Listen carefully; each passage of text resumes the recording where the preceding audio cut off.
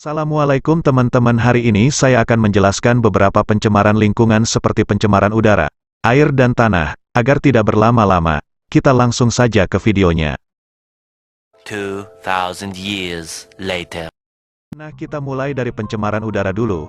Menurut Wikipedia, pencemaran udara merupakan salah satu kerusakan lingkungan, berupa penurunan kualitas udara karena masuknya unsur-unsur berbahaya ke dalam udara atau atmosfer bumi. Contoh, asap pabrik, asap kendaraan, asap kebakaran atau asap pembakaran sesuatu berskala besar. Pencemaran udara juga bisa membuat orang yang menghirupnya dalam jumlah besar terkena penyakit yang cukup serius seperti paru-paru basah, infeksi saluran pernapasan dan serangan jantung.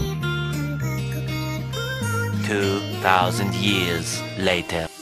Cara mengurangi polusi udara yaitu dengan menanam tanaman seperti yang dilakukan teman saya yang bernama Indra Dwi Cahyono.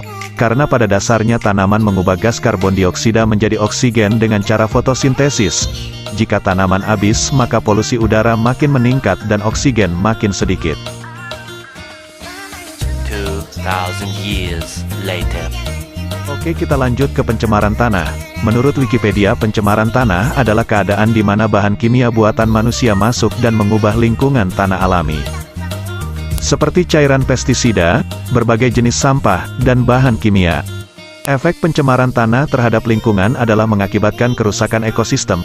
Paparan polutan yang berbahaya dapat membunuh beberapa jenis hewan dan tumbuhan sehingga terjadi kelangkaan spesies. Cara mencegah agar hal itu tidak terjadi adalah tidak membuang limbah deterjen ke tanah, mendaur ulang sampah anorganik, menjaga kelestarian tanaman, dan tidak menggunakan bahan kimia.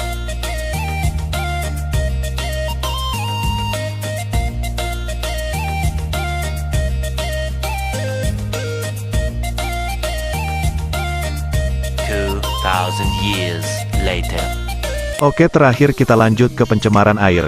Menurut Wikipedia, pencemaran air adalah peristiwa masuknya zat atau komponen lain ke dalam perairan, seperti danau, sungai, lautan dan air tanah akibat aktivitas manusia.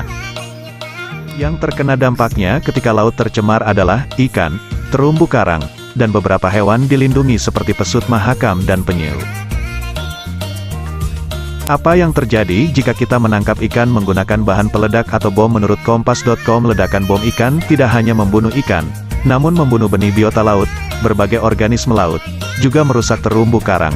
Terumbu karang sangat penting sebagai habitat ikan dan biota laut.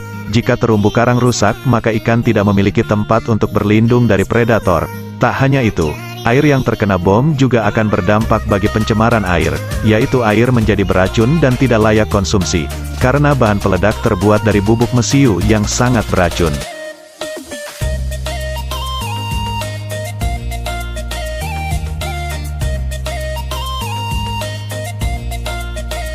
Cara mencegah hal itu agar tidak terjadi yaitu tidak membuang sampah ke laut atau sungai, tidak menangkap ikan menggunakan bahan peledak, tidak membuang limbah kimia di laut atau sungai, tidak menangkap ikan menggunakan racun.